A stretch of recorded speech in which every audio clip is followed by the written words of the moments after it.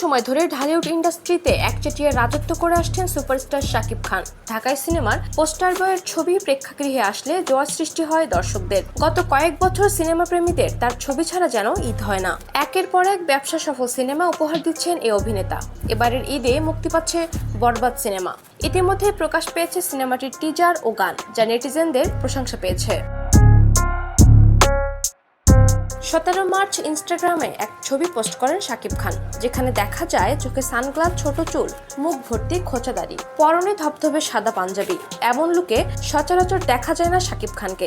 Post করা স্থির চিত্রে এভাবে ধরা দিলেন এই সুপারস্টার। ক্যাপশনে শাকিব খান লিখেছেন, আমি প্রতিযোগিতা করি না, রাজত্ব করি। এমন পোস্ট দেখে শাকিব ভক্তদের ধারণা, বিগত উৎসবগুলোর মতো এবারও যে নিজের রাজত্ব অক্ষুণ্ণ রাখবেন তারই কি পূর্বাভাস দিলেন এই তারকা। এদিকে বরবাদের টিজার ও গান ইতিমধ্যে ব্যাপক সাড়া ফেলেছে।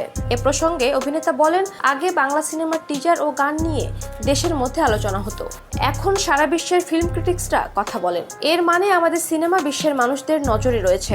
আমি সবসময় এটাই চেয়েছিলাম। এই সিনেমায় শাকিবের সঙ্গে ফের জুটি বাঁধছেন পশ্চিমবঙ্গের ইথিকা পাল। এছাড়া দুই বাংলার ডাক সাইডে শিল্পীরা থাকবেন বলেও জানান সিনেমাটির পরিচালক।